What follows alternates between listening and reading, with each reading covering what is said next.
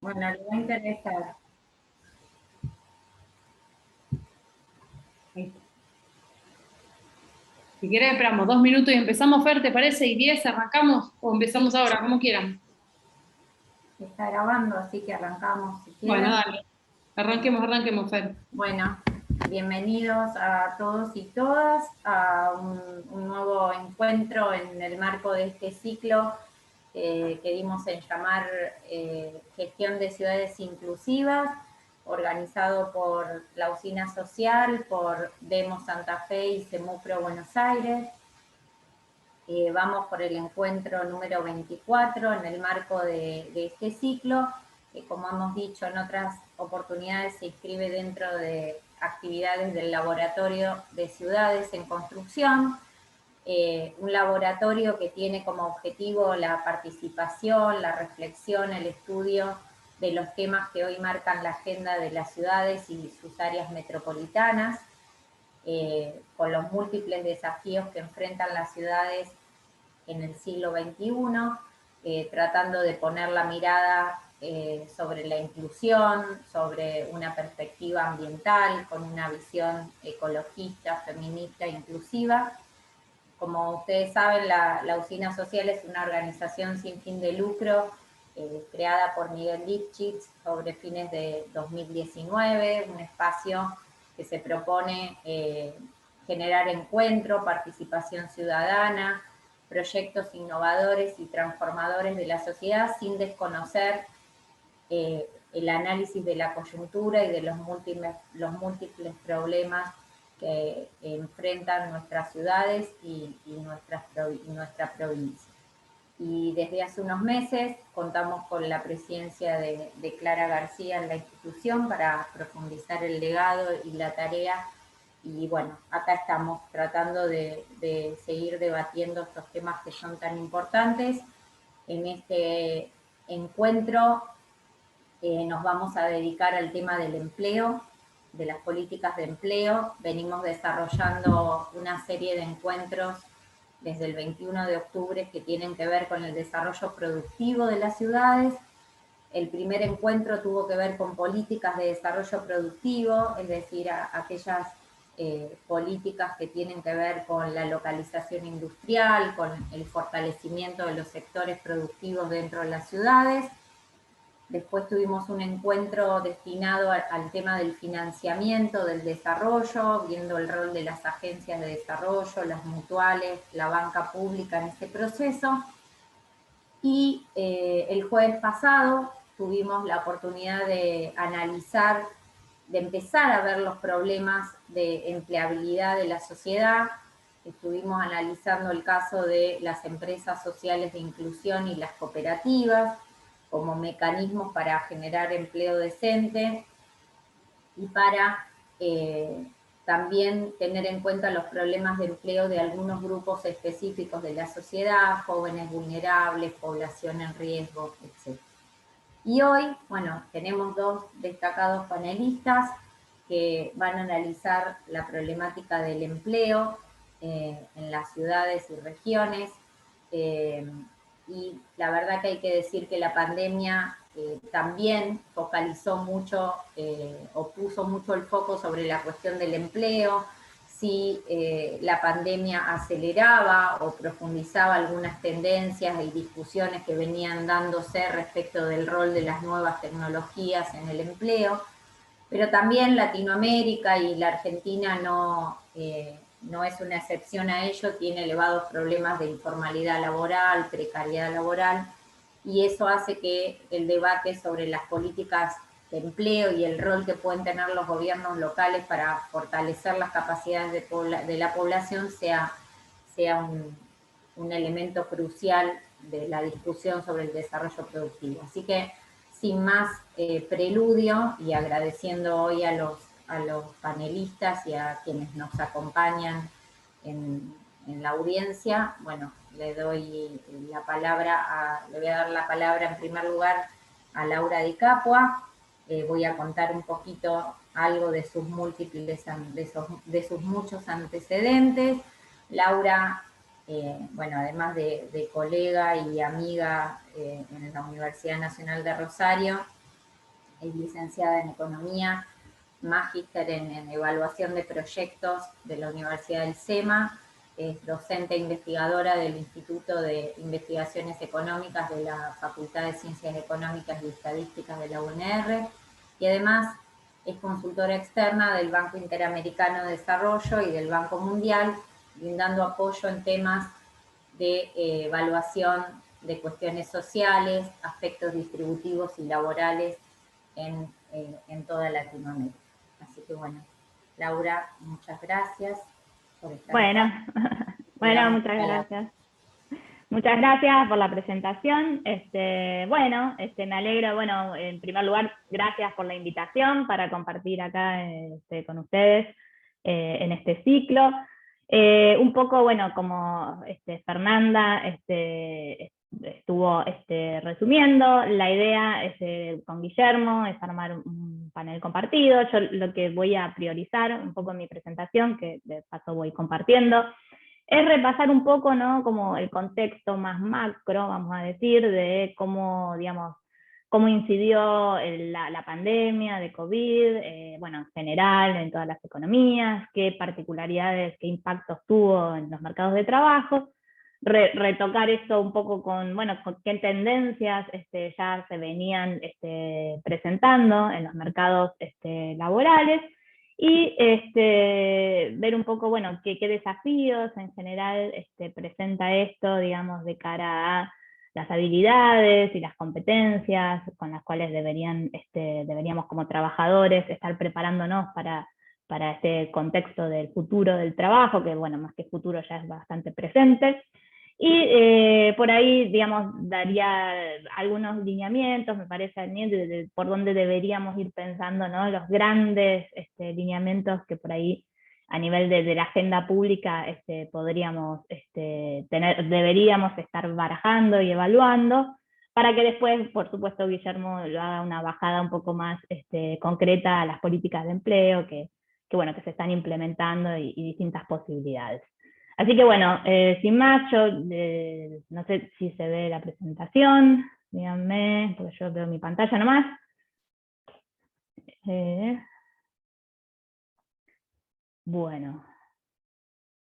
Bueno, entiendo que están todos viendo. Bueno, como les decía, entonces la hoja de ruta, un poco de la presentación que tengo pensado, es hablar un poco de las repercusiones, ¿no?, que ha tenido la pandemia de COVID, en general, bueno, esto, digamos que el mercado de trabajo, cómo ya se venía desenvolviendo y qué lugar tiene en este nuevo contexto, cómo, digamos, qué habilidades y competencias laborales demanda este nuevo mundo en el cual nos estamos enfrentando, y estos desafíos hacia adelante que deberíamos estar viendo. Bueno, como saben, ¿no?, creo que esto ya es materia conocida, o sea, la pandemia ha causado, digamos, además de esta crisis inusitada, digamos, a nivel sanitario, también fue a nivel económico una de las peores contracciones, ¿no?, de la economía, tanto a nivel mundial. Acá en el gráfico presento datos de las perspectivas económicas que elabora el Fondo Monetario Internacional.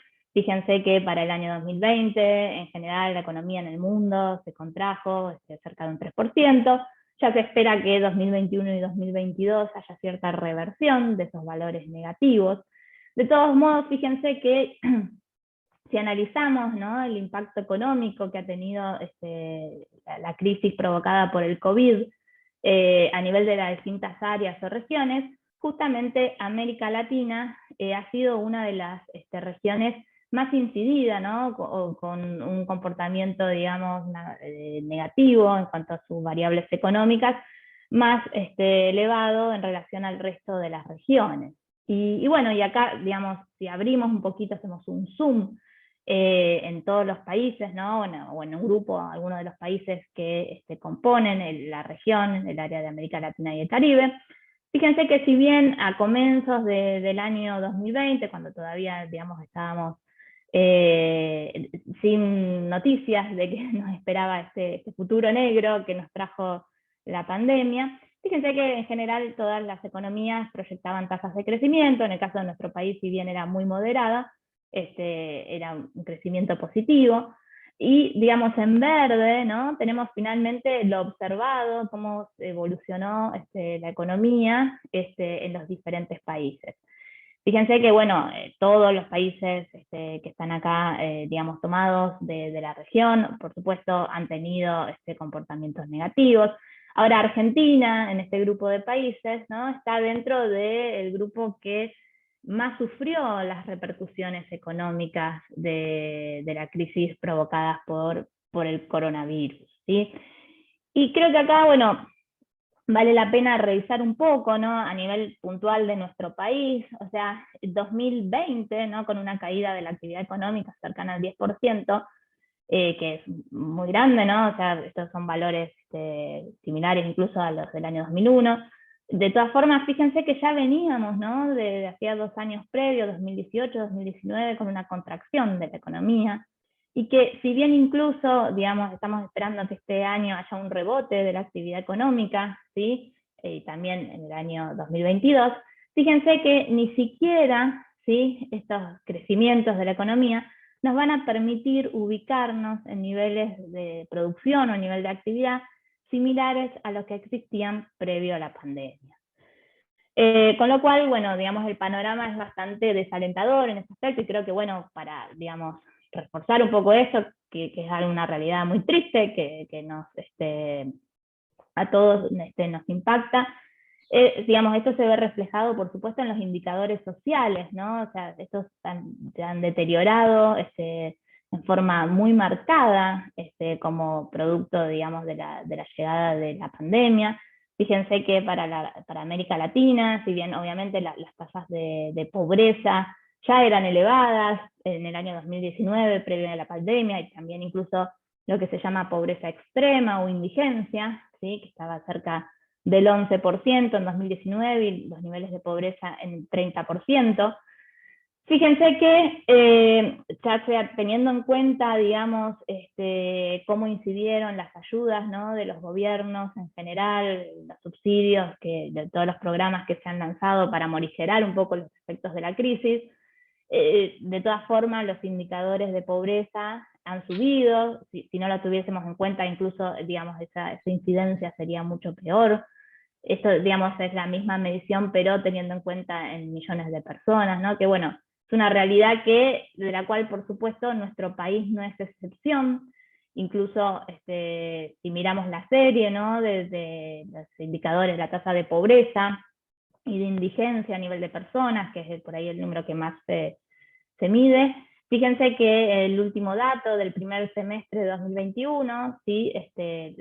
Tenemos valores que son cercanos al 40%, que son valores, por supuesto, alarmantes de tasa de pobreza, y sabemos también que este es un fenómeno que repercute más incluso en los niños o adolescentes, con lo cual el agravamiento, ¿no? de esta situación, como bueno, es un tema que creo es muy preocupante y el cual deberíamos estar prestando atención.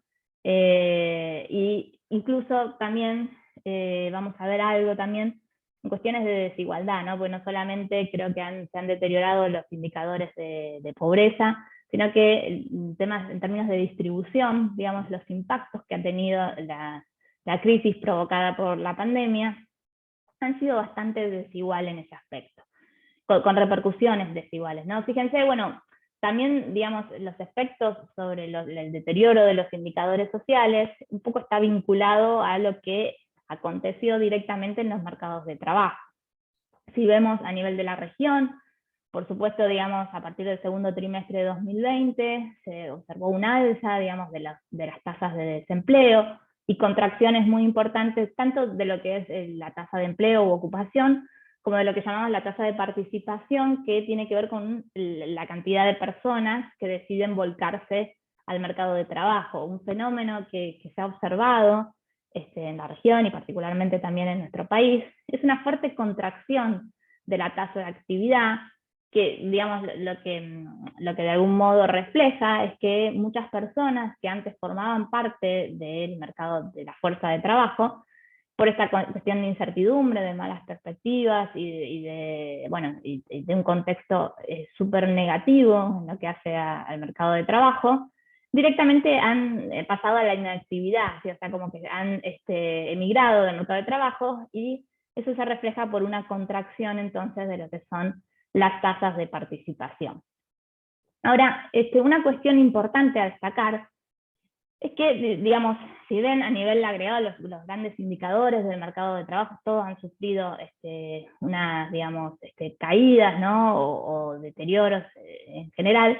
Fíjense que los impactos han sido muy desiguales, ¿no? Acá también tenemos datos del Fondo Monetario Internacional, donde lo que se observa es cómo evolucionó la tasa de empleo, ¿sí? O sea, la tasa de ocupación, dividiendo en general a las economías avanzadas y a los mercados emergentes, pero teniendo en cuenta grupos específicos de trabajadores. Y entonces, lo que se observa es que los grupos más vulnerables o más incididos, digamos, como en cuanto a la pérdida de empleo, han sido por un lado los jóvenes, ¿sí? Por otro lado también las personas de baja calificación, ¿sí? Que son los que estamos medidos en estas barritas, donde hablamos de jóvenes y empleos de bajo nivel de calificación. Incluso también las mujeres, particularmente en los mercados emergentes, también han sido un subgrupo, digamos, particularmente incidido en cuanto a su inserción en el mercado laboral. Esto tiene que ver un poco con la sobrecarga de labores internas, ¿no? Que producto de tanto de la pandemia como de las cuarentenas, ¿no? Que bueno, han provocado el cierre de escuelas y demás cuestiones. También generó ese impacto desigual en cuanto al tiempo dedicado a las tareas dentro del hogar, y eso un poco también colaboró a que sea un subgrupo con especial, digamos, incidencia en cuanto a la participación y el empleo en el mercado de trabajo remunerado, ¿sí? Fíjense que también, digamos, y correlacionado con esto, o sea, si lo queremos ver por calidad del empleo, el grupo de trabajadores que más sufrió la contracción de ocupación, por supuesto, fueron los trabajadores informales, ¿sí? Que sufrieron un impacto durante la crisis que fue mucho mayor al grupo de trabajadores con protección social, el grupo de trabajadores formales.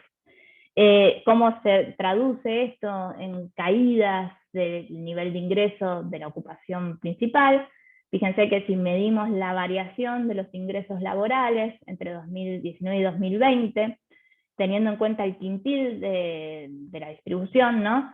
Para aquellos quintiles más bajos, o sea, para el grupo de personas de menores ingresos de la ocupación, fíjense que la caída en el ingreso de la ocupación real rondó el 40%, mientras que a medida que nos vamos desplazando hacia los quintiles más elevados, esas caídas han sido, obviamente, digamos, todos han visto reducirse sus ingresos laborales, pero en menor medida en función a qué posición, digamos, qué estrato ocupa cada trabajador en la distribución del ingreso. Ahora, digamos, esto entonces en general es lo que ocurrió en los mercados laborales en el mundo. Ahora, ¿qué pasa, digamos, en nuestro país? ¿Dónde aterriza la pandemia, ¿no? Y bueno, y acá hay que ver un poco cómo eran las condiciones de partida, o sea, cuál era la realidad de los mercados laborales en Argentina previo, digamos, al desembarco de la crisis, digamos, de la pandemia en general, y a las medidas que se fueron tomando para intentar morigerar un poco o contener los contagios a priori. Y bueno, y en ese caso, digamos, hablamos de una economía que tiene un mercado de trabajo con un alto nivel de fragilidad, ¿no? Que eso, digamos, en parte responde a las elevadas tasas de informalidad. Digamos, la proporción del trabajo asalariado en Argentina, que es informal, ya excedía el 35% de los trabajadores, o sea, que son datos muy elevados, que lo que van a ver, si siguen ese dato, es que ni bien, o sea, digamos, los primeros meses de la crisis, se contrajo esa proporción, pero en realidad ahí, digamos, lo que tiene que ver es con esto que les mostraba antes, que la caída en el empleo tuvo sobredimensionada sobre ese grupo de trabajadores informales. Entonces, claramente, al ser un universo de trabajadores más afectados, cae la tasa de informalidad, pero en realidad está cayendo porque cae el empleo de estos trabajadores en medida, digamos, mucho más alta de lo que cayó el empleo formal, ¿sí? ya veníamos con una creación de empleo estancada, con caída en los salarios reales, producto, bueno, de las altas tasas de inflación que viene registrando el país. También, digamos, a nivel estructural, digamos, hay cierta desconexión entre un poco lo que se demanda, ¿no?, por parte de las empresas en el mercado de trabajo y con las habilidades y competencias que cuentan los trabajadores o las personas, digamos, que están buscando empleo. Y bueno, eso es un problema, digamos, que ya se venía observando, esta desconexión o desajuste, ¿no?, entre la oferta y demanda de habilidades, que de hecho hay muchas consultoras que van siguiendo estos datos, y bueno, nosotros también a nivel de la facultad hemos hecho algunos estudios y hemos notado, ¿no?, esta cuestión de desconexión o falta de, digamos, de macheo, ¿no?, entre las habilidades demandadas y ofrecidas. Esto es un problema importante, y creo que también, bueno, a nivel general, y Argentina tampoco escapa en estas cuestiones, hay digamos, un acceso desigual a lo que son las oportunidades laborales de ciertos grupos vulnerables que hemos visto en parte, ¿no?, que serían los trabajadores de baja calificación, los jóvenes en general, las mujeres también, digamos, componen estos grupos, digamos, de trabajadores que en realidad están en condiciones, digamos, desiguales en cuanto al acceso a las posibilidades de empleo, de capacitación y en general a todas cuestiones relacionadas digamos, a la inserción en el mercado de trabajo. Acá, bueno, no voy a seguir ahondando en números que ya deben estar cansados, pero básicamente, digamos, si ponemos el foco particularmente en lo que ocurrió en los mercados de trabajo en Argentina, incluso teniendo datos para el aglomerado de Gran Rosario, fíjense que esto de la caída en la tasa de actividad y la tasa de ocupación y el aumento del desempleo son cuestiones que también se han observado, digamos, en el país y en particular en el aglomerado de Gran Rosario. Lo mismo en cuestión, digamos, del impacto desigual en cuanto a la contracción del empleo en función de la calidad, ¿no?, del empleo, digamos, mayores pérdidas de puestos de trabajo informales en relación a los puestos de trabajo formales. Y fíjense que si tenemos en cuenta también cómo cambió, cómo varió entre 2019 y 2020, el ingreso laboral real de los trabajadores, en este caso teniendo en cuenta el DECID, de la distribución del ingreso, también vemos que los trabajadores de menores ingresos en general han sido los que han sufrido los mayores impactos en cuanto a la posibilidad de generar ingresos en el mercado de trabajo. Esto, por supuesto, como les decía, lo que ha hecho es exacerbar un poco las desigualdades en términos de distribución del ingreso en general. Fíjense que estos son datos del INDEC, que, digamos, si comparamos el ingreso promedio entre los deciles extremos, ¿no?, entre el grupo más pobre, digamos, de la distribución y el grupo más rico de la población, ¿sí?, las personas más ricas en general tenían un ingreso que era 19, digamos, en medio de la crisis, era 19 veces superior a los ingresos del grupo del 10% más pobre de la población, mientras que ese dato en forma previa a la crisis también era elevado, pero bueno, era 16 veces y no 19 veces. Bueno, también eso lo vemos con deterioros en los indicadores de desigualdad. Bueno, un poco, digamos, esto es hacer un raconto, ¿no? Creo que no hay ninguna novedad, pero bueno, de algún modo exponer un poco en datos, ¿no?, y en evidencia empírica, qué fue lo que trajo, digamos, aparejado la pandemia, que es esta cuestión de la contracción, digamos, de la crisis económica en general, con su impacto en el mercado de trabajo, y por supuesto el mercado de trabajo también digamos, incide un poco en los indicadores sociales que también se vieron afectados, como veíamos al comienzo de la presentación. Creo que la pregunta válida es, bueno, o sea, esto es lo que ocurrió producto de la crisis, pero ¿cómo estaba estructuralmente, cuáles eran las tendencias, ¿no?, que ya existían previo a la crisis global que genera el coronavirus en cuanto a los mercados de trabajo, ¿no? Y acá, digamos, ahí vamos a ver, yo traigo 3 que creo que son las tendencias fundamentales que ya se venían observando a nivel de los mercados de trabajo en general, a nivel global. de lo cual, por supuesto, tanto la región como Argentina también se hacían eco, ¿no? Y por un lado, digamos, una de estas tendencias que ya se observaba tiene que ver con la automatización, ¿no? O sea, cuando hablamos de automatización, lo que nos referimos es un poco a, digamos, cómo aquellas tareas rutinarias, que pueden ser de índole cognitivas o no cognitivas, progresivamente se van reemplazando, ¿no? Desde ser llevadas a cabo por trabajadores, por personas, esas tareas tan repetitivas progresivamente van siendo ejecutadas por máquinas en general, o algoritmos, o distintas cuestiones relativas, ¿no? a los progresos tecnológicos. Entonces, digamos, la automatización ya era una tendencia que se venía observando, pero claro, digamos, en medio de la crisis, digamos que ha tenido estas características particulares, donde se ha, digamos, paralizado un poco la actividad y la circulación de personas, digamos. Entonces es como que esto le ha dado un empujón un poco a esta tendencia que ya existía y ha acelerado digamos, estas cuestiones relativas a la automatización.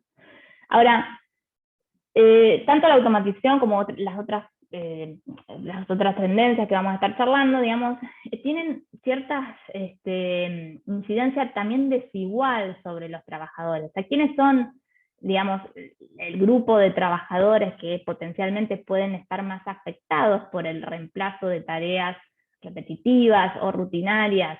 Y esos son los trabajadores que en general tienen menor contenido, digamos, de habilidad, o sea, que tienen menor nivel de capacitación. Obviamente, en general, también eso se correlaciona con nivel de ingresos más bajos. Y, por ejemplo, ¿no? Acá en este gráfico podemos tener, digamos, algunos ejemplos de cuáles podrían ser las ocupaciones o empleos, digamos, más afectados por este avance, digamos, de la automatización en general, que, como les decía, tanto tiene que ver con el reemplazo de tareas manuales como tareas de conocimiento. Por ejemplo, aquellos operarios de máquinas o preparadores de alimentos, digamos, todas personas que realicen tareas manuales, pero que de algún modo puedan ser, digamos, que tengan algún componente alto en cuanto a la repetición o a las rutinas. Eso eventualmente se ha ido reemplazando, digamos, por la generación de esas tareas por parte de máquinas, o robots, o como queramos llamarlo, también algoritmos en general.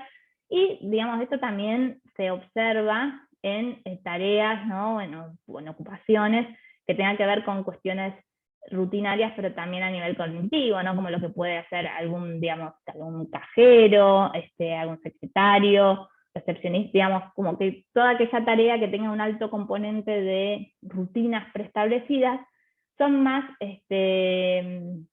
digamos, posibles de ser automatizadas, ¿no? Y por otro lado tenemos aquellas ocupaciones donde sería más difícil que avance la automatización, que tienen que ver un poco más con cuestiones más ad hoc, como podríamos decir, ¿no? Como podría ser las tareas de cuidado, bueno, de niños, ancianos, o el trabajo que podría ser cuestiones muy, muy específicas, bombero, policía, o si se quiere, digamos, más de tareas no tanto manuales, pero sino de conocimientos, la docencia, el trabajo profesional de arquitectos, fotógrafos, digamos, todas cuestiones que tengan que ver un poco con la creatividad, el diseño, quizás están un poco más exentas, digamos, del avance de la automatización. Ahora, cuando hablamos, ¿no? de la potencialidad del proceso de automatización, fíjense que si lo miramos a nivel de la región, ¿no? En América Latina en general, es muy elevada la proporción de las ocupaciones que tienen tareas que podrían automatizarse, ¿no? Fíjense que para el caso de Argentina, un trabajo del BID estimó en el año 2018 que cerca del 65% de los trabajadores están involucrados en ocupaciones que tienen un alto riesgo de automatización, ¿no? Bueno, y ese, digamos, para todos los países que se estudiaron en la región, fíjense que los porcentajes son muy altos. Ahora, yo creo que acá hay que hacer digamos, es importante tener en cuenta que, digamos, el hecho de que en todas las ocupaciones haya tareas, ¿no? Tareas, digamos, una ocupación en general se puede descomponer en la realización de distintas tareas. el hecho de que todas las ocupaciones, o el 65% en este caso, si analizamos puntualmente Argentina, tengan la potencialidad de poder ser automatizadas, implica que tienen un cierto componente de tareas, ¿sí?, que pueden, que tienen características repetitivas, ¿no?, que por lo tanto podrían ser realizadas no necesariamente por personas, sino por robots, máquinas o algoritmos, ¿sí? Ahora, esto no significa que el 65% de los trabajadores de las ocupaciones pueden ser reemplazadas en su totalidad por algoritmos, sino que un componente de las tareas que realizan podrían ser reemplazadas, ¿no? Y de hecho, un dato que se observa es que en realidad son poco menos del 10%, para ser más preciso, los puestos de trabajo que involucran más del 90% de tareas que sean automáticas. Entonces, ¿esto qué quiere decir en el fondo? Que es muy probable que, digamos, el trabajo en general vaya mutando, digamos, la forma en que lo realizamos, ¿no? Y haciendo, digamos, donde va a ir ganando preeminencia la automatización de algunas tareas, pero no que los puestos o las ocupaciones en sí van a ser totalmente automatizadas, sino que el trabajo en general de la mayoría de todos nosotros va a ir cambiando y va a tener componentes más automatizables, pero no que trabajos enteros, ¿no?, están bajo la amenaza de una automatización. Y creo que acá también vale la pena, cuando se analizan estos datos, ¿no?, y uno por ahí se pregunta, ¿no?, cuál es el peligro, o sea, ¿será que las máquinas nos van a dejar desempleados? Que en realidad, bueno, por lo menos lo que viene mostrando la evidencia, los últimos estudios que analizan esto, digamos, no ven un peligro en ese sentido, pero además hay una cuestión de que, si bien acá hablamos de un potencial técnico, ¿no?, después tendríamos que ver la factibilidad real de llevar adelante esa automatización, y ahí tiene que ver con cuestiones vinculadas a, bueno, realmente es, digamos, rentable automatizar todas las tareas que técnicamente podrían automatizarse. Por ejemplo, en la región sabemos que el nivel de salarios en general, o sea, el costo de la mano de obra es mucho más bajo que en países desarrollados, ¿no? Entonces, realmente, si bien digamos, el potencial de ciertas tareas, de ciertas ocupaciones, tiene muchas tareas que podrían automatizarse, quizá en un análisis costo-beneficio no sería tan conveniente avanzar en ese sentido.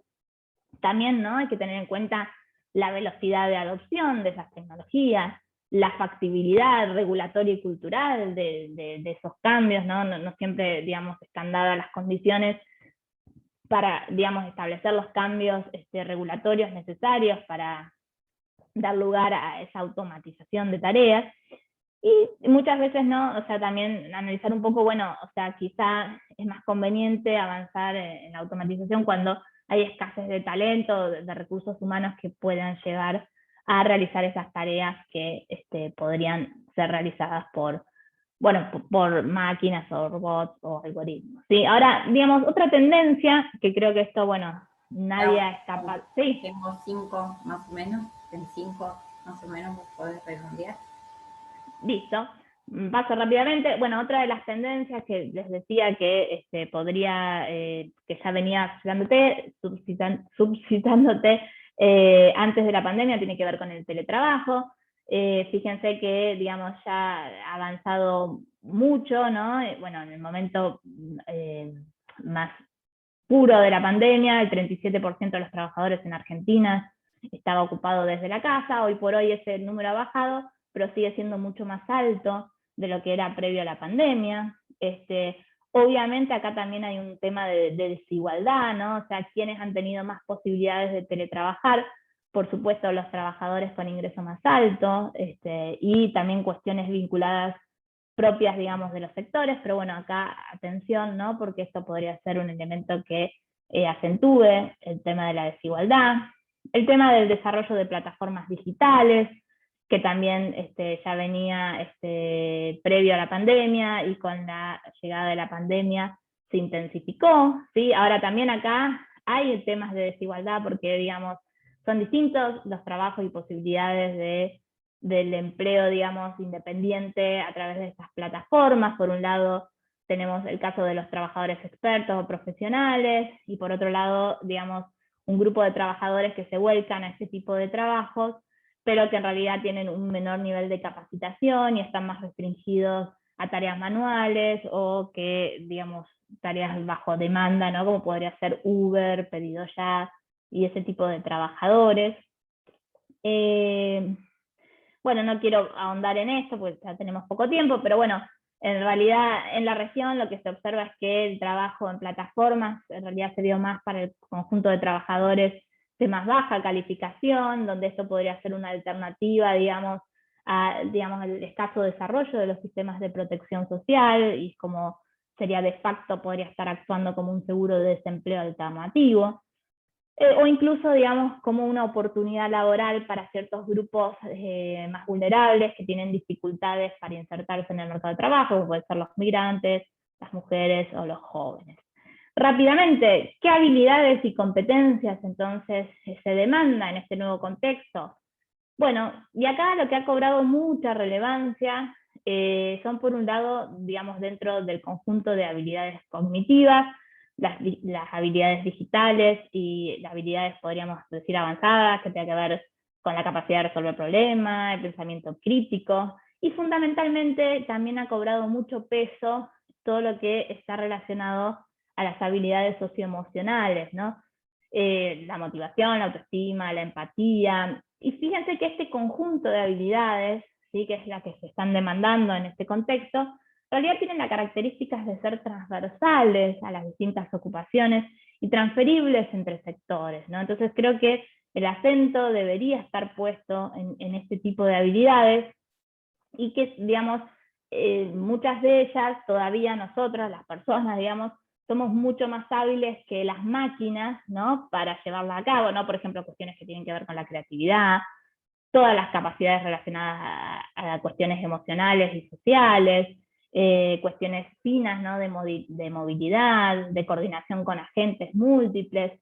Bueno, ahí es, digamos, donde el espacio donde en este contexto, quizá como, digamos, trabajadores, lo que deberíamos estar es impulsando el desarrollo de estas habilidades que nos diferencian, digamos, de las máquinas, porque en estas cuestiones somos mucho más competitivos que las máquinas en general. Bueno, ¿y cuáles son los desafíos hacia adelante? Y esto para cerrar un poco, creo que, digamos, sobre qué líneas en general deberíamos estar pensando la agenda pública. Bueno, yo creo que en este contexto es importante expandir, digamos, todo lo que sean las inversiones en programas de entrenamiento y reentrenamiento, ¿no? Aprender cosas nuevas, justamente para facilitar la transición hacia esas nuevas actividades y habilidades. Y acá creo que es importante resaltar la importancia que tiene participar el sector privado, ¿no?, de este diseño de programas de capacitación y entrenamiento, porque en definitiva la currícula de estas capacitaciones, si bien el sector público de algún modo tendría que ser el impulsor, digamos, de estas cuestiones, yo creo que tiene que ser un trabajo coordinado y mancomunado con el sector privado, que es el que conoce un poco cuáles son las demandas de estas habilidades propias que el contexto requiere. Por otro lado, bueno, digamos, se requiere repensar, digamos, la política pública y los sistemas de seguridad social, porque por supuesto hay grupos de poblaciones vulnerables que están siendo desplazados o afectados desigualmente, con lo cual las políticas públicas deberían estar contemplando la situación y el bienestar de estas personas. En general, aprovechar, digamos, la potencialidad de las plataformas digitales para promover la conexión y el flujo de información. Por otro lado, repensar, bueno, creo que esto es un gran desafío que tenemos como sociedades, repensar el marco regulatorio, ¿no?, para facilitar justamente la creación de empleo y la protección de los trabajadores en este contexto de nuevas modalidades y maneras de trabajar. Por otro lado, y acá creo que es fundamental también a nivel macro, ¿no?, o como política en general económica, promover el crecimiento económico que sea sostenible, porque justamente solo a través de crecimiento es que se van a poder generar empleos genuinos de alta productividad. Y por otro lado, tener en cuenta la cuestión inclusiva, ¿no?, de generar programas que incluyan justamente a estos grupos vulnerables, a las mujeres en general, dentro, digamos, de la fuerza de trabajo, y no olvidarnos un poco de las cuestiones que van a ir surgiendo, que son nuevas, como digamos,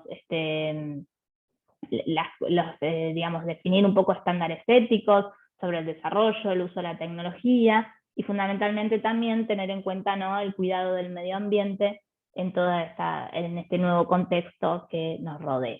Bueno, espero no haberme pasado demasiado, sé que un poco sí, pero Un poco sí. ahí estamos. Pero igualmente muy, muy interesante y bueno, realmente me parece que va a ser muy complementario de lo que va a analizar Guillermo ahora a continuación. Guillermo, primero te voy a presentar. Primero, bueno, gracias por acompañarnos hoy en este ciclo. Voy a contar un poquito los antecedentes de Guillermo, que bueno, nos va a contar también digamos, en primera persona, porque es director de Empleo y Trabajo Decente del Gobierno de Santa Fe Capital desde fines de 2019, así que ha tenido que lidiar con la pandemia desde la gestión en un gobierno, en uno de los municipios más importantes, el segundo más importante de la provincia de Santa Fe. Bueno, Guillermo es licenciado en Comunicación Visual UNR, maestrando en Estudios y Relaciones del Trabajo de Flaxo, posee diplomas superiores en Relaciones del Trabajo y Sindicalismo en Flaxo y Perspectivas de la Economía Social en UNL. Fue coordinador ejecutivo de Economía Social del Gobierno de Santa Fe en 2015, subsecretario de Empleo y Trabajo Decente del Gobierno de la provincia de Santa Fe desde 2016 a 2019 y actualmente es director de Empleo y Trabajo Decente del Gobierno de Santa Fe Capital. Así que bueno, nos va a poder brindar una visión desde las políticas de empleo, bueno, con su experiencia tanto por el gobierno provincial como actualmente en el gobierno de la ciudad de Santa Fe. Así que bueno, muchas gracias. Bueno, muchas gracias, Fernanda. Gracias, Laura, también por la presentación, obviamente, recontra clara e interesante. Además, un poco creo que es un excelente marco para, bueno, ver de alguna manera qué podemos hacer desde las ciudades para abordar un tema que en principio aparece siempre como entre las primeras preocupaciones de la ciudadanía cuando le preguntan, bueno, cuáles son las temáticas que le generan mayor preocupación o mayor interés o demandan al Estado. El empleo siempre aparece de arriba. Y a veces los gobiernos locales, bueno, se enfrentan a una necesidad de tener que generar algunas propuestas, iniciativas, programas específicos, pero no es sencillo, digamos, y un poco esa es la pregunta que voy a tratar de que contestemos aquí, que es básicamente esta. Si puede un gobierno local realmente hacer algo en materia de trabajo y empleo, o está supeditado a decisiones externas y bueno, básicamente está muy limitado en su accionar. Quizá la podamos contestar juntos al final, o quizá la podamos dejar abierta para seguir trabajando, pero un poco la idea de esta presentación va a ir en ese sentido.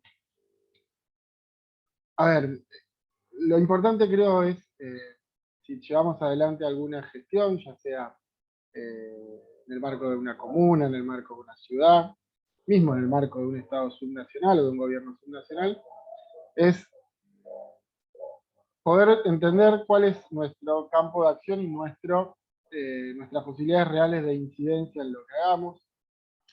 Después quedará para otro enfoque, bueno, qué queremos comunicar, cómo queremos comunicar, para qué nos sirve en el marco de un proceso electoral como el que estamos, que uno escucha a todos los candidatos hablar de empleo. La realidad es, bueno, que hay es multicausal, obviamente la realidad o el status quo que pueda darse en determinada región, en determinada localidad, en función del mercado de trabajo existente, y Laura recién lo explicó, y puede pasar algo que es completamente inesperado, como una pandemia que también termine de alguna manera de volar por los aires una situación existente. Pero en líneas generales podemos separar, clasificar en tres los tipos de políticas de empleo. Una que vamos a llamar políticas de empleo en sentido amplio, políticas de empleo en sentido general y políticas de empleo particulares. Las políticas de empleo en sentido amplio, donde además no vamos a profundizar demasiado, son las políticas que generan a nivel macroestructural los estados nacionales, que finalmente son posicionándose quizás en determinada biblioteca económica que pueda tener determinado gobierno, determinado autoridad, los equipos técnicos, los equipos económicos, que son los que terminan finalmente incidiendo acertado o desacertadamente en una realidad más amplia sobre el mercado de trabajo en cuanto a la cantidad y a la calidad del empleo existente. En eso, digo, no quiero generar falsas expectativas, los estados subnacionales y los gobiernos locales tenemos poca incidencia. Realmente creo que al contrario, lo que tenemos que hacer es lidiar quizás con decisiones macroeconómicas que los estados nacionales toman y que eso obviamente inciden particularmente en los mercados de trabajo y en el empleo. ¿Que se pueden hacer cosas? Sí, muchísimas. Pero con determinado límite, y eso está bueno también saber. Las políticas de empleo generales son las que de alguna manera hay. Las políticas de empleo generales y las particulares son donde sí vamos a tener posibilidad de incidir. Las políticas de empleo generales son aquellas que buscan de alguna manera equilibrar, contrarrestar, abonar a un mejor funcionamiento del mercado de trabajo existente. Donde ahí sí nosotros tenemos que tener una lectura clara de cuál es la situación del empleo en el campo donde nosotros tenemos incidencia, a dónde hay posibilidad de desarrollarlo y dónde hay posibilidades de contenerlo, es decir, que no se pierda el que existe. Y las políticas de empleo particulares, ahora vamos a, de todas maneras, a ahondar un poquito en cada uno de los puntos. Las políticas de empleo particulares son aquellas que buscan de alguna manera tratar de incidir en aquellos colectivos, en aquellos grupos con mayores dificultades de acceso al mercado de trabajo, y es ahí donde muchas veces se requiere de un apoyo, de una presencia del Estado, para de a poquito generar un equilibrio en esa generación de oportunidades o en una apoyatura para el ingreso al empleo, que de otra manera quizás sería muy difícil de hacer.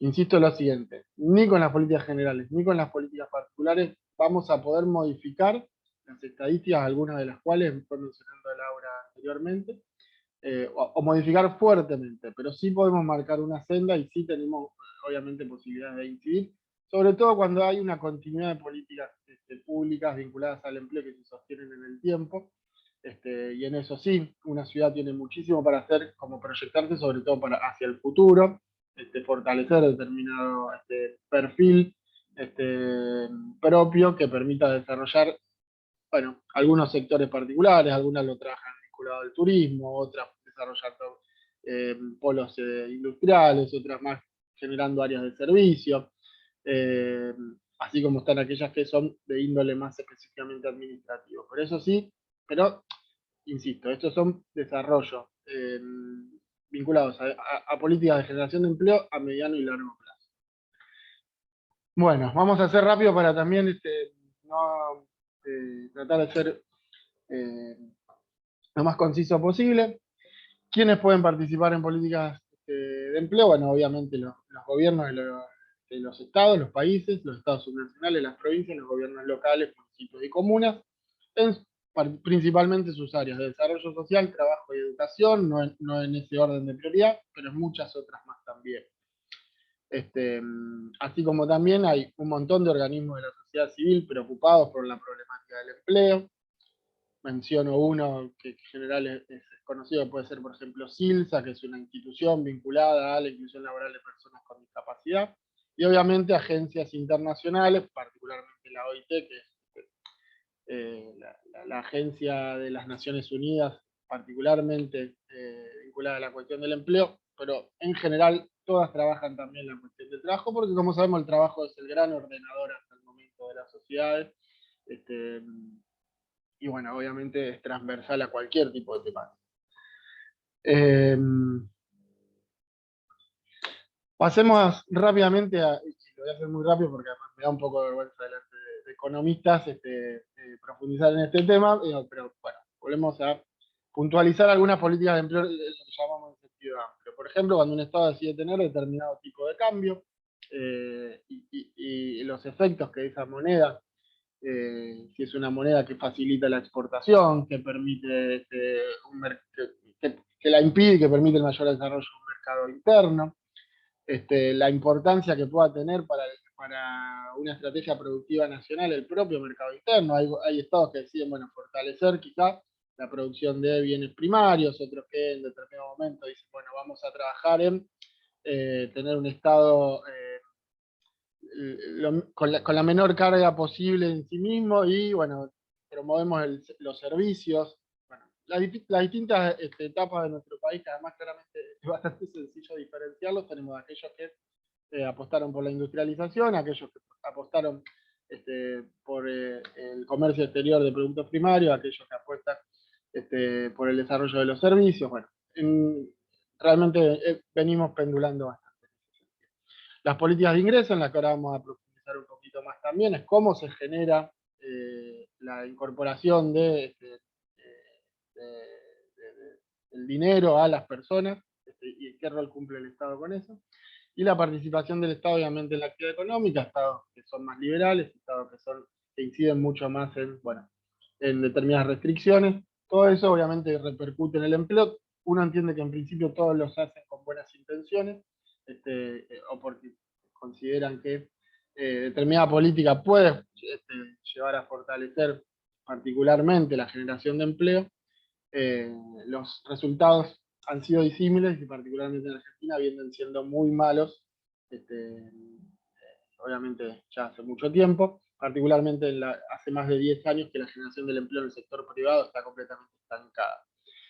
Y obviamente siempre hay un contexto internacional que no incorporarlo al análisis también sería un error, todo con un nivel de profundidad que claramente no nos va a dar para pensarlo acá. Sí quería detallar en lo que tiene que ver con políticas de empleo, donde ahí encontramos políticas laborales y no laborales. Las laborales que tienen que ver con las fijaciones de salarios mínimos. Hoy nos encontramos además con una situación que no se venía dando y que es realmente preocupante, que es que hay muchísima cantidad de trabajadores que están por debajo de la línea de pobreza. Lo que en algún momento, bueno, después vamos a hablar un poquitito de trabajo decente, lo que en algún momento se consideraba que obtener un empleo garantizaba un piso mínimo de calidad de vida, hoy ya no podemos estar hablando claramente de eso, y eso viene en ascenso. Políticas de ingresos que tienen que ver con los convenios colectivos de trabajo, la negociación que se da entre las partes, ¿no? También es muy importante, y las no laborales, bueno, la protección social o programas como que hoy ya son, además por ley, lo cual es muy interesante, como la asignación universal por hijo, que garantizan ingresos en la población. No sé cómo estoy de tiempo, pero bueno, seguimos. Política de empleo generales. Ahí ya vamos un poco a lo que sí nos compete, entiendo a los que tenemos interés en desarrollar actividades vinculadas al trabajo y al empleo en gobiernos locales, que bueno, que tienen que ver con, dijimos, equilibrar, tratar de achicar los desajustes que pueda tener el propio mercado del trabajo donde nosotros estamos. Y ahí, bueno, podemos titular en algunas categorías que tengan que ver con mejora de la empleabilidad, que ahora vamos a profundizar. A mí empleabilidad es un término que particularmente no me gusta. Los incentivos económicos, las coberturas para los desempleados y la intermediación laboral. 4 ejes donde sí tenemos posibilidad de incidencia como gobiernos locales. El primero, la mejora de la empleabilidad, que yo lo pongo así porque en la gran mayoría de la bibliografía se habla de empleabilidad, las empresas en general de recursos humanos hablan de empleabilidad, y el gobierno nacional sigue hablando de empleabilidad. Pero bueno, para mí es un término que pone la carga de la posibilidad de incorporarse al mercado de trabajo en la persona, cuando en realidad, digo, obviamente que hay determinadas características personales que van a hacer que uno consiga con mayor o menor facilidad un empleo, acceder al mercado de trabajo, o cómo nos va en ese empleo, pero la realidad es que cuando la oferta laboral es insuficiente, cuando no tenemos un mercado de trabajo que funcione con determinada consecutividad en cuanto a, bueno, para qué formarme, cómo formarme, qué esto, aquello, hablar realmente de que la carga de si yo soy más empleable o no, me parece un poco injusto, por eso siempre hablamos que el Estado lo que tenemos que aportar son herramientas para uno poder incluirse laboralmente. Y que bueno, existen obviamente algunos programas que pueden ser dictados o generados desde el gobierno nacional y que como gobiernos locales podemos aprovechar los programas que podemos, también depende de las capacidades de cada gobierno local, lanzarlos y llevarlos adelante desde nuestras propias áreas, que puedan tener que ver con programas de terminalidad educativa, es decir, contribuir a la permanencia y finalización de estudios en determinados niveles de las personas, con formación o capacitación profesional, certificando competencias, generando entrenamientos, que se dice entrenamientos para no decirle pasantías en general, pero bueno, prácticas laborales en el mundo del trabajo reales. Y hay algo que mencionaba Laura que me parecía interesante, además para tomarlo, porque es algo que en general no se aplica desde los municipios, que es el crédito fiscal, que es un dinero, es un descuento que se genera, mejor dicho, es un crédito que se les otorga a las empresas que lo pueden descontar de ganancias para realizar capacitaciones internas, y que es muy importante que los municipios y comunas podamos, si ponen crédito fiscal en Google, van a encontrar información, tenerlo en cuenta para trabajarlo con las empresas de nuestras ciudades y de nuestras regiones, porque claramente esto que decía Laura antes, hay muchas empresas que quizás están necesitando una capacitación específica, quizás para 3, 4, 10 personas, para manejar determinada máquina, determinada modificación en su funcionamiento, y que hay este recurso existente para eso, pero que muchas veces no se conoce. Respiro un poco. Programas de incentivos económicos que pueden ser o para la inserción laboral, y que ahí se aplican a veces con descuentos a las empresas. Ahora hubo un aluvión de programas de primer empleo, históricamente se llamó el PIL, el programa de inclusión laboral, donde el Estado le da un dinero, le descuenta determinados pagos que tienen que hacer las empresas para que contrate a determinados perfiles que el Estado considera que sería importante que ingresen esos perfiles en lugares de otros a las empresas, para el mantenimiento del empleo, y acá esto da para un seminario aparte, digamos, Laura lo mencionó muy bien, la crisis del coronavirus, no solo en Argentina, sino en el mundo, fue tan fuerte, y hubiese sido obviamente dramático lo sucedido si no hubiese habido un montón de políticas generadas para contener el empleo, es decir, para impedir aún más esa falta de trabajo, que algunas en Argentina fueron, por ejemplo, los ATP, las asistencias a las empresas para el trabajo de la producción, bueno, normativamente la prohibición de despidos. Bueno, obviamente no hay cuestiones que, por ejemplo, al trabajador no registrado no lo ayudaron, pero que sí lo ayudaron al empleo registrado. Y al trabajo independiente, el trabajo autogestivo, el de las economías populares y cooperativas, donde también hay muchos. Voy a ir un poquito más rápido. En cuanto a desempleo, bueno, hay todo un sistema de ANSES vinculado a cuando uno está registrado y pierde el empleo para poder seguir teniendo un ingreso. Programas que trabajan, por ejemplo, para trabajadores rurales entre una cosecha y la otra, es un pequeño aporte que también se recibe en determinados lugares, que además está también con algunos problemas serios.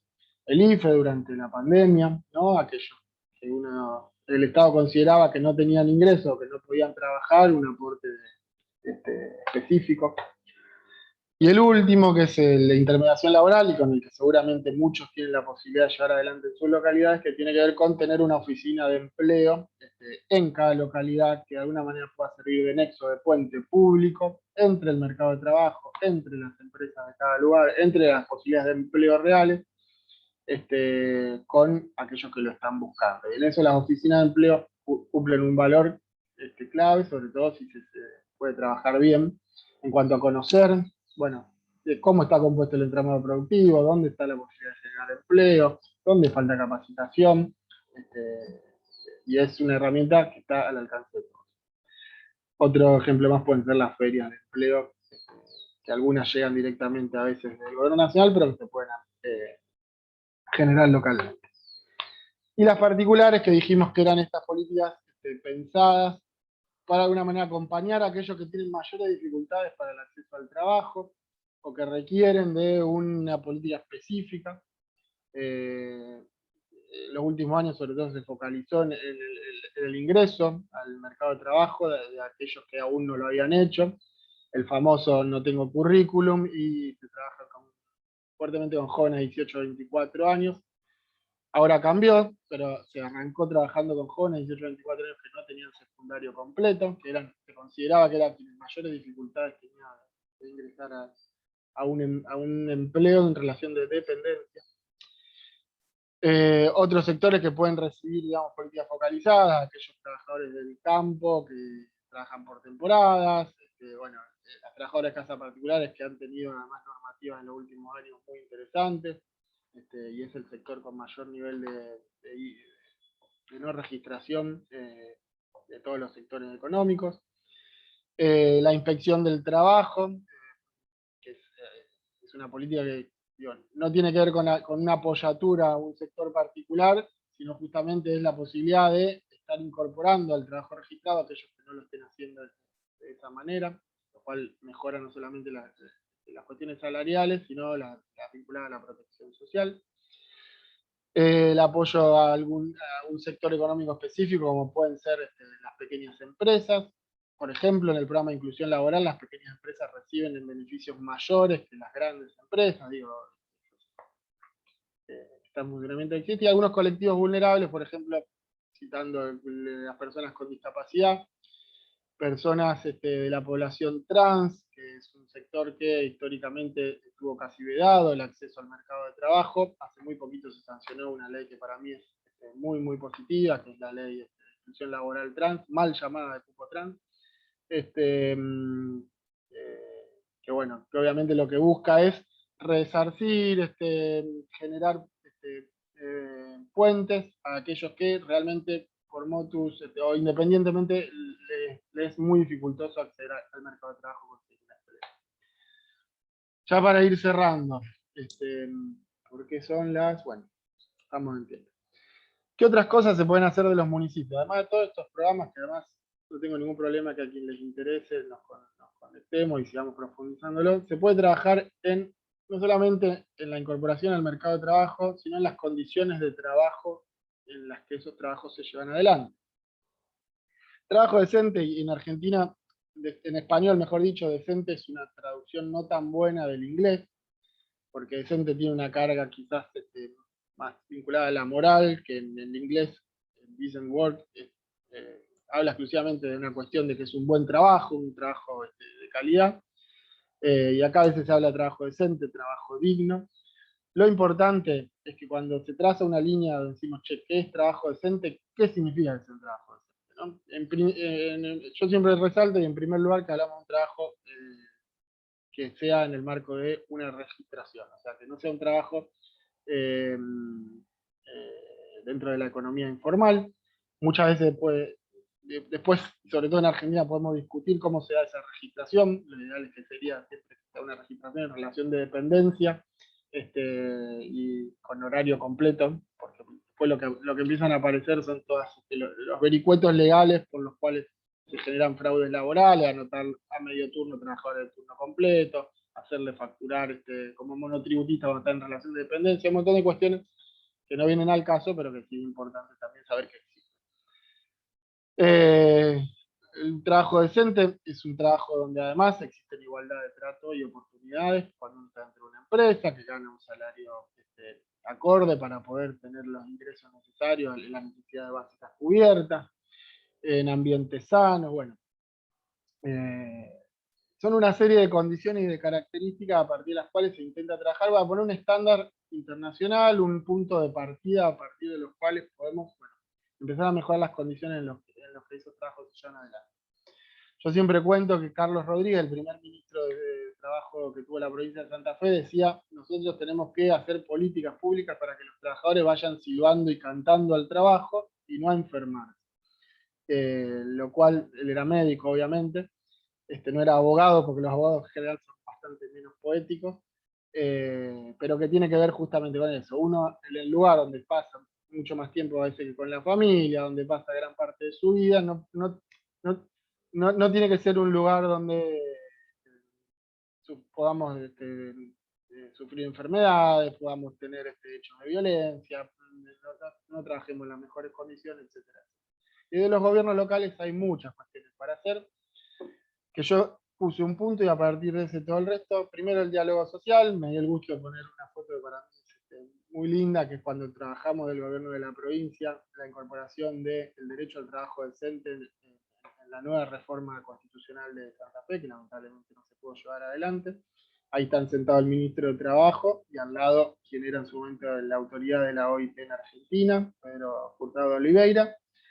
Pero digo, diálogo social porque hay que tener la costumbre, hay que tener el hábito de sentar en la mesa a quienes dan empleo, a quienes representan, a quienes lo buscan, y a partir de ahí, bueno, tratar de encontrar los acuerdos que nos permitan de alguna manera llevar adelante mejores condiciones para todos, que haya cada vez más empleos, y que aquellos empleos sean en las mejores condiciones posibles. Se puede trabajar, bueno, yo ahí enumero algunas cosas, pero muchísimas más, sumado, aprovecho de estar acá, el tema de la prevención de consumo problemático en el marco del trabajo, cosas que para gobiernos locales no estamos tan acostumbrados a llevar adelante, pero que son súper interesantes y también generan una mejor ciudadanía, ¿no? En cada una de las localidades donde nosotros estamos.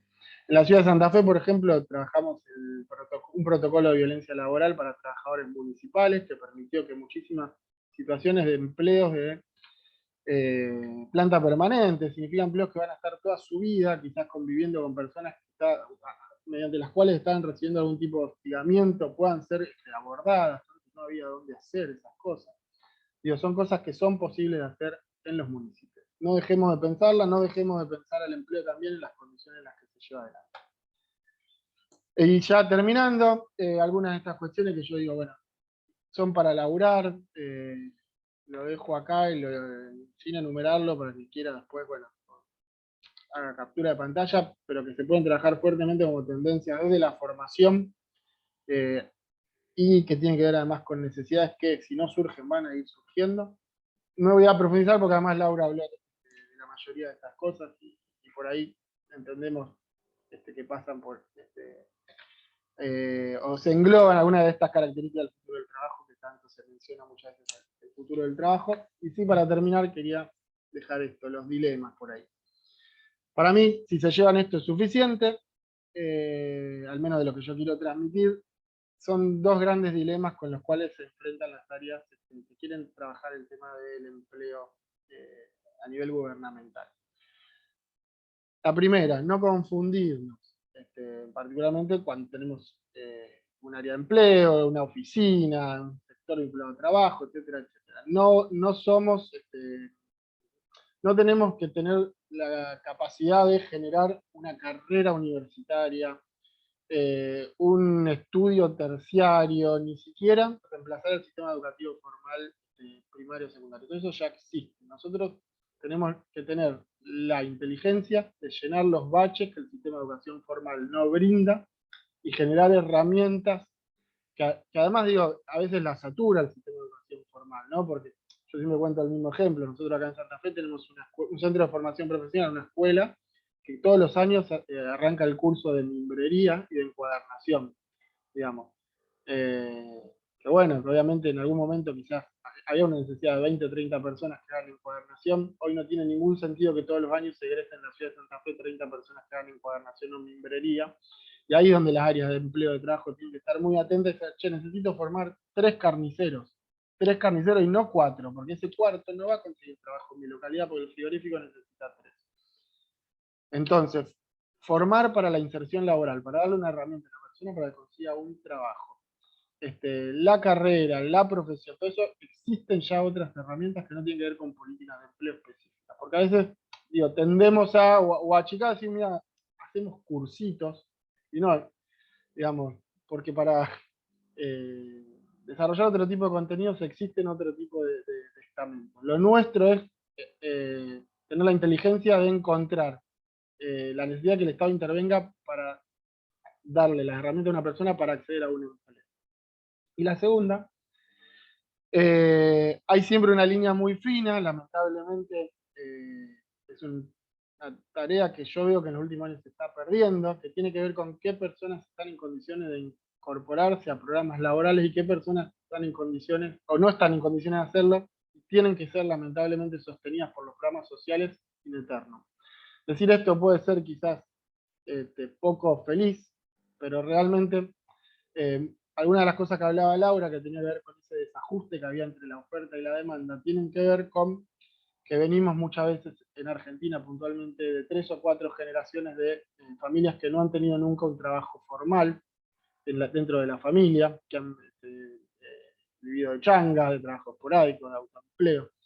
Entonces, poner la carga de la empleabilidad en esas personas y decir que esas personas necesitan mejorar sus condiciones de empleabilidad es una gran mentira, porque lo que no está funcionando son otro tipo de anclajes, de estructuras, y lo que nos falta para resolver algunas cuestiones no lo van a hacer un área de empleo específicamente, sino que bueno, tenemos que volver a trabajar un proyecto de país de mediano y largo plazo realmente.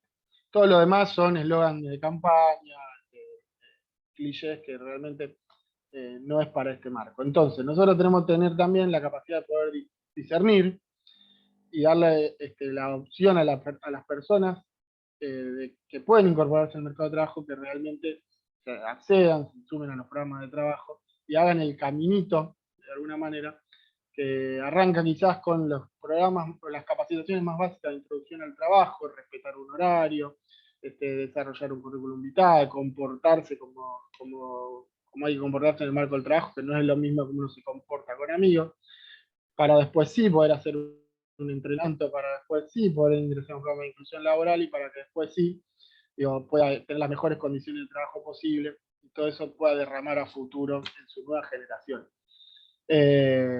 Por eso digo, no confundir los programas laborales con los programas sociales, que son muy importantes, clave, y que el Estado está presente obviamente, pero que no es la tarea específica de las oficinas de empleo. Digo, porque a veces también está eso de aquel que hace el curso de herrería todos los años para contener a determinada población que no saben qué hacer, etcétera, etcétera, que me parece que está bien, pero que si queremos hacer programas laborales en serio, hay que pensarlo siempre en un trayecto, en una trayectoria en ese labor. Y así para cerrarlo, me voy con esta foto que para mí este dibujito para mí es buenísimo.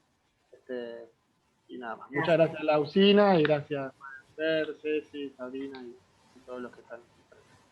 Gracias, Guillermo. Muy interesante las dos presentaciones. Yo voy a pedir disculpas primero a ustedes como panelistas y a la audiencia también, porque tengo que viajar virtualmente a otro compromiso, pero voy a escuchar las respuestas a dos inquietudes. La voy a dejar a Ceci Nieto para que cierre el panel de hoy. Y bueno, nos veremos el próximo jueves con todos quienes participan de este ciclo. Para Laura una pregunta porque tiene que ver con que los más afectados eran los trabajadores por cuenta propia y sobre todo los de, digamos, menor calificación o más informales. Y en ese sentido, bueno, hago las dos preguntas, la otra para Guillermo, y ya les digo, lo voy a escuchar después en la grabación porque tengo que salir. Un poco la discusión sobre las políticas respecto del empleo independiente, digamos, que tanto se están discutiendo, que que podés reflexionar al respecto.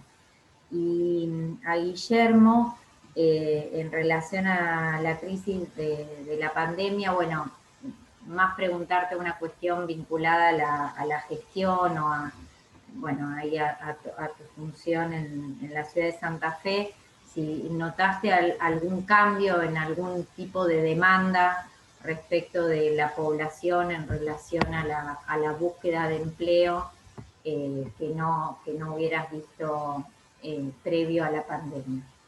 Así que, bueno, pido disculpas por no escuchar la respuesta, la voy a escuchar después cuando esté la grabación y bueno, la dejo a Ceci para el cierre y los dejo con el intercambio. Muchas gracias. Les mando un beso.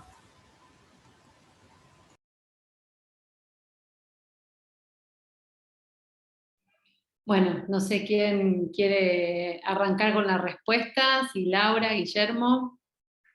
Dale, Laura, dale. Primero las damas, como dicen. Bueno, no, ahí, a ver, esto en relación a la promoción del empleo independiente, yo creo que, bueno, es cierto, en realidad hay como cierta una valoración de que en general el empleo asalariado en relación de dependencia, como bueno, que es más sustentable en el largo plazo, generalmente, corregime Guillermo, pero como que los programas por ahí tienden más a apuntar un poco a la generación de empleo asalariado. De todas formas, en el último tiempo ha habido como un incentivo a los microemprendimientos, bueno, a los emprendedores por cuenta propia.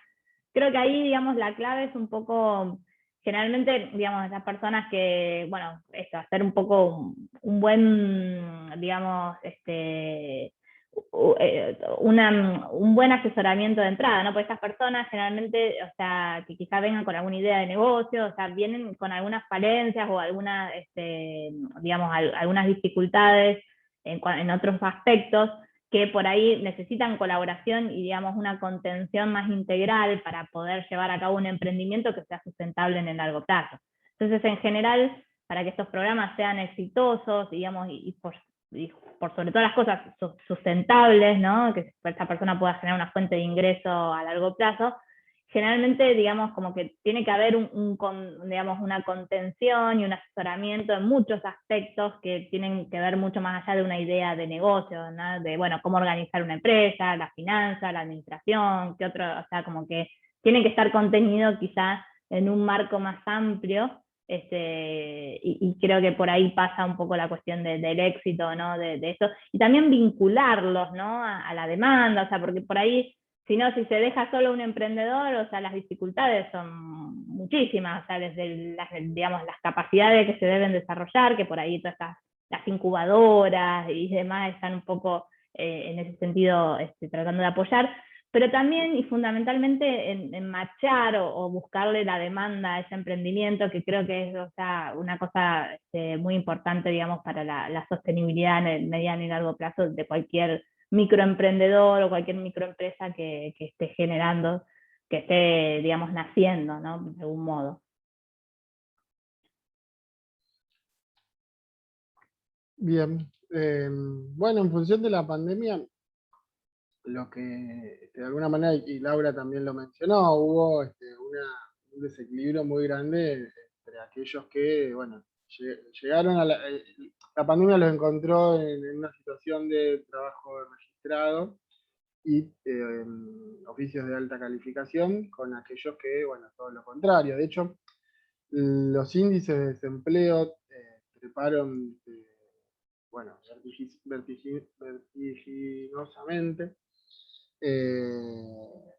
sobre todo en los primeros 2 trimestres posteriores a la pandemia, porque la gente no podía salir a buscar trabajo.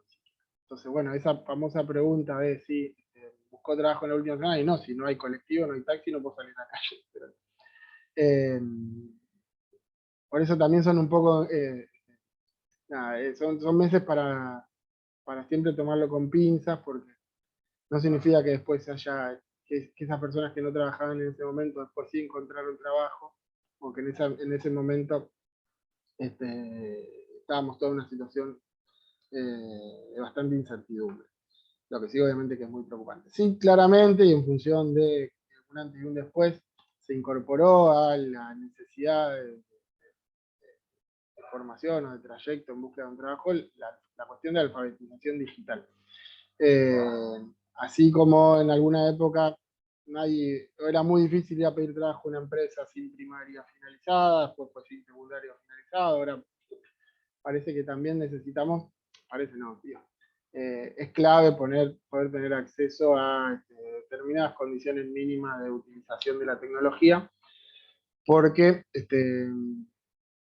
bueno, lo que vieron la mayoría de los empleadores era que muchas tareas no eran necesarias hacerlo en el lugar de trabajo. Y no hablamos solamente de trabajos administrativos, ¿no? De todo tipo. Mismo hasta, bueno, obviamente en el ámbito académico. Recién ahora están apareciendo quizás algunos de los primeros trabajos en función de qué trabajo que se teletrabajó en la pandemia volvió a la normalidad y con qué cambios volvieron, que es realmente interesante. Cómo eso va a afectar a las ciudades, pero nos estamos yendo del tema. Pero sí, claramente, hoy no existe pensar una política local en empleo que no incluya la alfabetización digital de la población. Porque siempre que hablamos del futuro de trabajo, en general nos planteamos la preocupación de que va a haber menos trabajo, pero la realidad es que simultáneamente, digo, si bien realmente en Argentina los efectos no van a llegar tan rápido como en otros lugares, lo que sucede en general es que nos estamos llevando el trabajo a casa, ¿no? Que no tenemos horarios, bueno, cosas además que se empezaron a intentar legislar. Y por último, que también lo hablaba Laura, el tema de las plataformas, nuevas figuras laborales que no se enmarcan ni en la ley de contrato de trabajo, ni en general a la normativa existente, que tienen que ver más con relaciones de dependencia en trabajos de autoempleo, ¿no?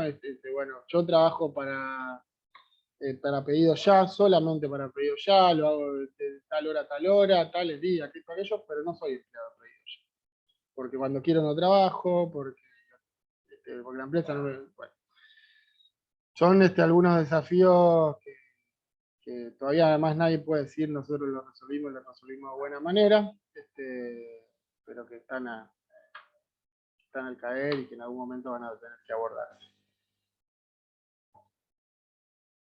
Bueno, Guillermo, muchas gracias. También Laura, la verdad que muy interesante escucharlos. Se han complementado de manera magnífica, porque con, bueno, un poco la visión regional y nacional que daba Laura de datos y demás, y tu conocimiento y tu experiencia, y de alguna manera la capacidad de lo que puede hacer el gobierno local en todo esto ha sido muy interesante. Así que bueno, les agradezco un montón el tiempo, les agradezco también a los compañeros del ciclo que se han sumado, y que bueno, seguramente muchos más van a poder ver esto de forma sincrónica. Y bueno, nuevamente agradecerles y decirles que nos vemos el jueves que viene con un nuevo encuentro en el ciclo de ciudades inclusivas. Este encuentro va a estar dedicado a la ciencia, tecnología y la innovación, y estará a cargo de Ignacio Truco, Ignacio Sanciovich y Marina Calleira, no sé, espero haber pronunciado bien los nombres. Así que bueno, muchísimas gracias Guillermo, gracias Laura por el tiempo, muy interesante, y nos estamos viendo el jueves que viene. Bueno, gracias a todos. Hasta luego. Gracias, muy gracias. Nos vemos. Chau, chau. Chao.